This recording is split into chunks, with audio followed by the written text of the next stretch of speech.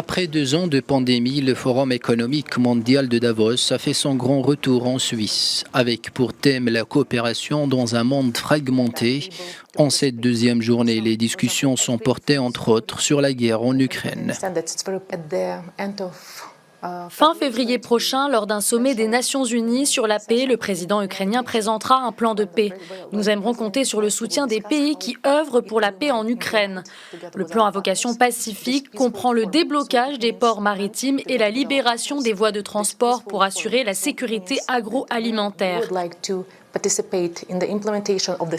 Nous pensons qu'il y a une dizaine d'étapes à suivre qui peuvent apporter la paix en Ukraine. Le président Volodymyr Zelensky, qui a demandé lundi à ses alliés occidentaux une accélération du processus de livraison d'armes, a prévu des interventions en visioconférence en marge du forum à partir de mercredi. L'avenir du commerce mondial après la levée des restrictions en Chine est l'autre thématique qui animait les débats.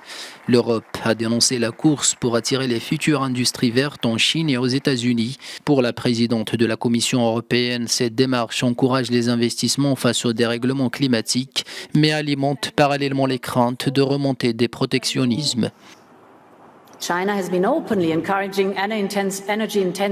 La Chine encourage ouvertement les entreprises énergivores en Europe et ailleurs à délocaliser l'ensemble ou une partie de leur production. Cela s'effectue avec la promesse d'une énergie bon marché, de faibles coûts de main-d'œuvre et d'un environnement réglementaire plus indulgent.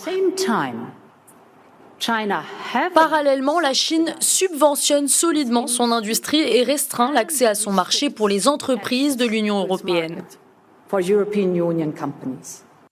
Le président américain Joe Biden s'est notamment attiré des critiques avec sa loi sur la réduction de l'inflation de 2002, un plan qui prévoit de larges aides pour les entreprises implantées aux États-Unis dans le secteur des énergies renouvelables et auquel l'Europe prépare toujours sa réponse.